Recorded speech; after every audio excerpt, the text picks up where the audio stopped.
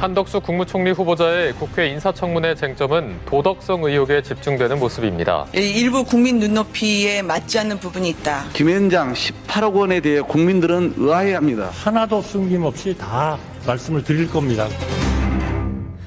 새 정부의 첫 인사인 한덕수 총리 지명자. 인사청문회를 앞두고 민주당은 손곡 검증을 예고하고 있는데요. 앞서 소개해드렸듯이 로펌에서 받은 고액 자문료, 또 사기업의 사회이사 하면서 받은 급여, 이런 것들이 대상이 될 것 같습니다. 아니, 급여 많이 받았다고 다 문제인 건 아니죠. 그런데 민주당은 어떤 부분을 들여다보고 있는 건지, 그리고 서울시장 선거 후보자 둘러싼 이 당내 진통은 지금 어떻게 정리가 되고 있는 건지 이분과 함께 짚어보겠습니다. 박용진 의원 연결되어 있습니다. 박 의원님 안녕하세요. 예, 안녕하세요. 박용진입니다. 우선 한덕수 총리 지명자 얘기부터 좀 해보죠. 네. 사실은 노무현 정부에서 총리 지냈고 박근혜 이명박 정부에서도 계속 고위 공직을 맡았던 분. 그래서 검증거리가 별로 없을 거다라고 생각했었는데 어떤 부분을 모십니까? 앞서서도 얘기하시는 것 같던데요. 이게 지금 고위 관료로 있다가 네. 본인이 다루던 분야와 관련해서 로펌에서 어떤 일을 했다가 다시 또 이번에 국정 전반을 다루는 국무총리로 복귀하는 거. 어떻게 보면 한 경기에서 심판 뛰다가 선수 뛰다가 연장전에 다시 또 심판으로 돌아가는 그런 경우라고 볼 수 있거든요. 근데 이런 경우가요. 네. 최근에 제가 전직 고위 관료들이 로펌과 대기업들에게 가는 경우들을 봤는데 네. 그 취업 우선순위 부서를 보면 재밌게도 이제는 검찰이 아니고요. 경찰, 국세청, 공정위 이런 데서 근무하던 분들이 네. 로펌이나 대기업으로 많이 가요. 그러니까 이분들이 그 로펌을 통해서 하는 일들이 주로 본인이 일하던 부처에 대한 어떤 로비 이런 것들을 하는 경우들이 많은데 로펌이 법률회사가 아니라 로비업체라고 하는 말이죠. 그래서 당연히 이 부분을 좀 들여다봐야 되고요. 혹시라도 사익과 혹은 기업의 이익만을 위해서 그 공정과 관련된 부분을 훼손하는 로비를 했던 분이라면 국무총리로서는 자격 미달 아니겠느냐 싶습니다. 자, 조금만 좀 자세히 들여다볼게요. 지금 제일 문제가 되고 있는 게 김앤장 고액 자문료. 그러니까 공직 떠나서 김앤장 고문으로 가죠. 거기서 4년 4개월간 18억 원 받은 거. 연간 따지면 대충 따지면 4억 원 좀 못 돼요. 근데 그 업계의 급여 수준을 고려해야 되지 않겠느냐. 이런 말이 나옵니다. 어떻게 생각하세요? 그러니까 가서 무슨 일을 하셨냐고요. 그게 핵심이에요. 그러니까 기자들도 그런 질문을 했더니 좀 짜증스러워했다고 하던데 그 짜증내실 일이 아니라 가서 무슨 일을 하셨는지를 이야기하셔야 됩니다. 지금 민주당에서 들여다보고 있는 거는 론스타와 관련해서 한덕수 총리가 뭔가 입김을 넣은 것 아니겠는가? 영향 행사한 거 아니겠는가? 그 부분 보시는 거예요? 그 부분뿐만이 아니고요. 무역 국가의 이제 경제 상황 전체를 총괄하던 자리에 있던 분이 여러 조언을 해줄 수 있겠죠. 근데 그 조언의 내용이 뭐고 누구를 상대로 어떻게 했었는지가 되게 핵심인 거예요. 그렇죠. 아무래도 말씀드린 것처럼 지금 로펌이 법률회사라기보다는 로비업체의 역할을 하고 있기 때문에 만일에 국민의 녹을 먹던 고위 공직자들이 이 로펌을 통해서 오히려 그러니까 심판의 역할을 하는 그 정부 공직자들의 어떤 역할과 기능을 훼손하고, 사기업의 그 이익만을 추구하고, 국익을 훼손하는 일이 벌어졌다면 저는 그거는 매우 심각하게 바라봐야 된다고 생각을 합니다. 이분이 김앤장에 근무한 게 2차례예요. 공직하다가 그만두고 2000년대 초반에 한번 김앤장 갔었고 다시 공직으로 돌아갔다가 그만두고 2017년에 김앤장 가서 이제 4년 4개월. 근데 그 첫 번째 시기는 론스타가 자격이 없는데 외환은행을 헐값에 산 거 그거였고 헐값 매각. 두 번째는 우리 정부 상대로 소송을 한 시기인데 그 시기도 역시 김앤장과 함께 소송을 했고 그때 이제 또 김앤장에 한덕수 총리가 있었고. 근데 한 총리는 전혀 자신과는 연관 없다고 이야기합니다. 김앤장이 굉장히 큰 조직 아닙니까? 지금 홈페이지에 밝힌 직원 수만 해도 한 1,700명이 되던데 그다음에 노무현 정부에서 총리시킬 때 그때 이미 이 부분은 또 들여다봤던 거다 이렇게 얘기하는데 어떻게 생각하세요?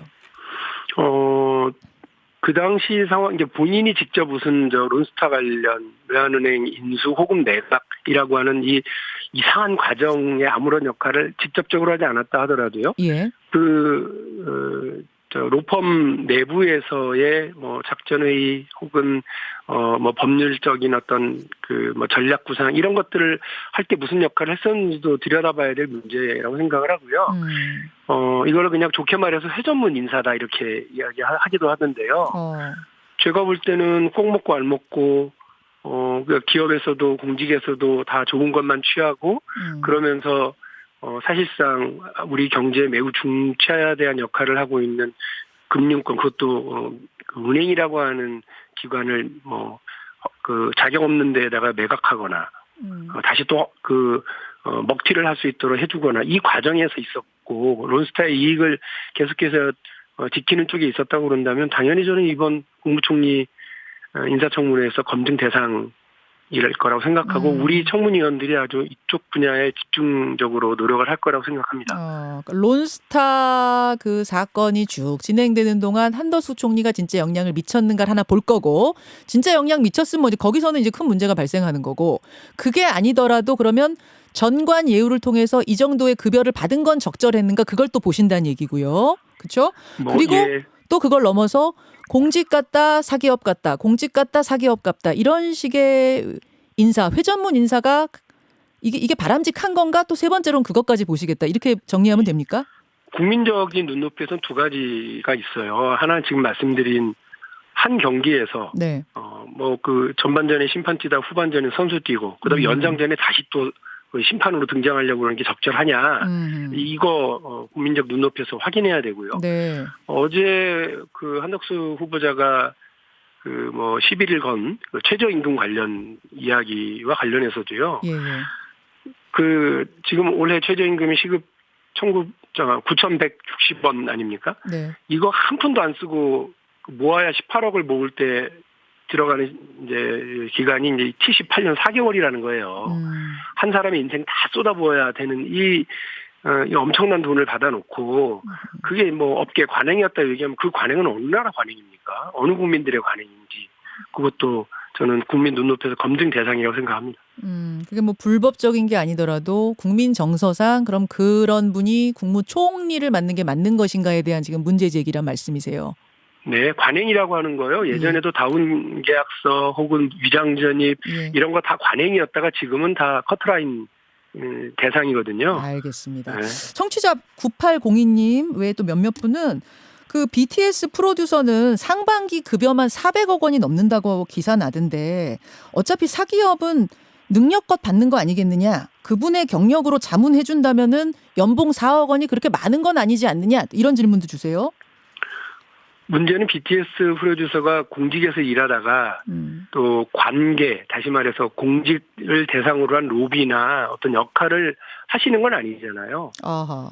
그러니까 BTS의 프로듀서는 선수로 계속 뛰시는 분이에요. 그분이 선수로 연봉을 얼마를 받든 호날두가 어디 가서 어느 팀에 가서 연봉을 얼마를 받든 그걸 누가 시비합니까? 그런데 그 전반전에 심판하다가 후반전에 선수 뛰고 그다음에 또 그걸 가지고 연장전에 또 심판하겠다고 하면 그거는 확인해봐야죠. 그러니까 공직 같다 사기업 같다 공직 같다 사기업 같다 거기서부터가 좀 문제다라는 말씀이신 것 같아요. 알겠습니다. 자 이제 그 송곳 검증 부분 좀 들여다보기로 하고 민주당 당내 얘기도 잠깐 해봐야겠습니다. 대선 패배 직후에 당내 토론회도 여셨죠, 박 의원님.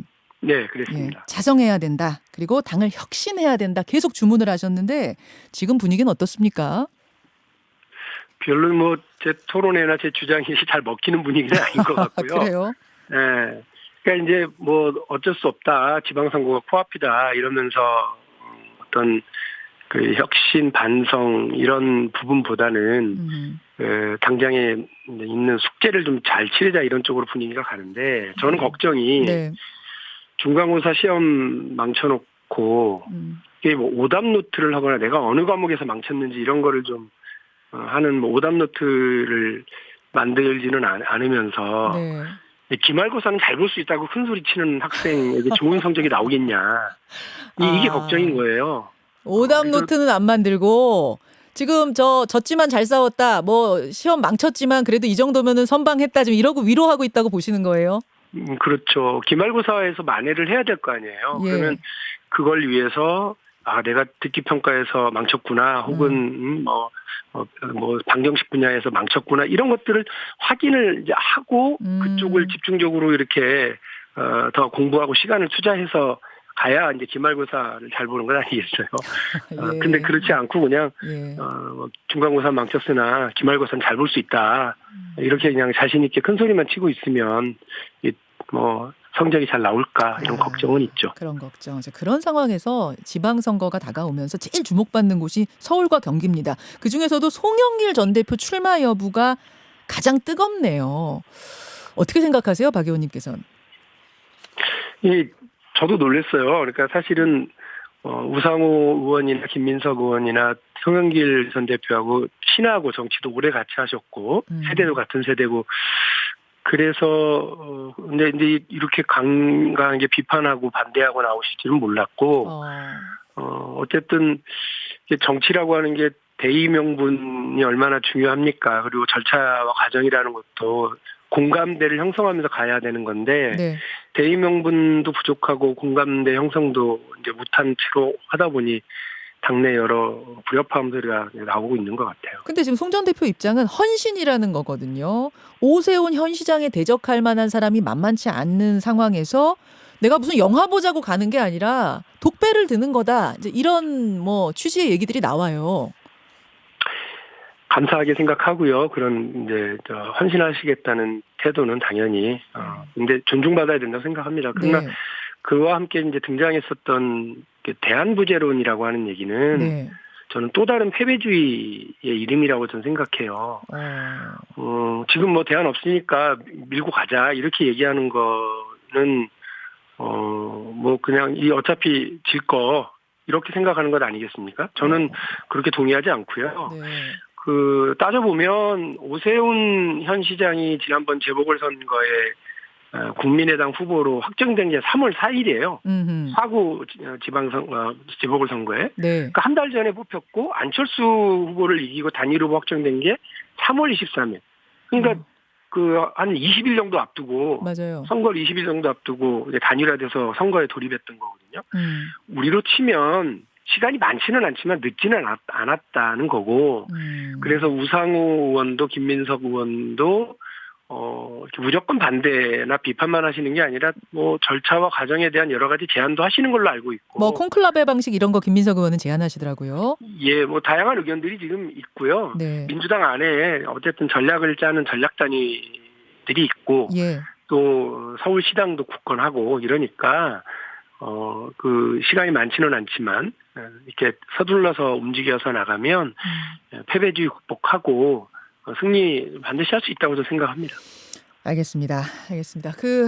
지금 청취자 질문 중에 하나가 인사청문회 전이긴 합니다만 박 의원 보시기에는 그러면 한 총리가 결격 사유가 있다. 그러니까 탈락할 가능성도 있다고까지 보시는가? 어떻습니까? 그런 걸 미리 예단하는 건 적절치 않다고 생각을 해요. 국회의 역할이에요. 그러니까 그 후보자가 자질을 갖췄는지 문제는 없는지 제대로 검증하는 국회 역할이고요.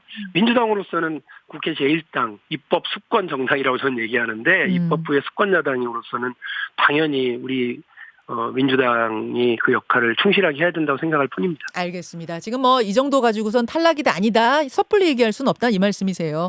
송곳 검증 대신 하겠다라는 말씀 여기까지 듣겠습니다. 고맙습니다. 네, 감사합니다. 민주당 박용진 의원이었습니다.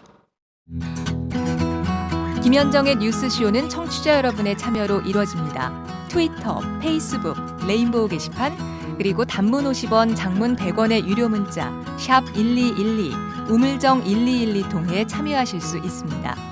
김현정의 뉴스쇼, 여러분과 함께 만듭니다.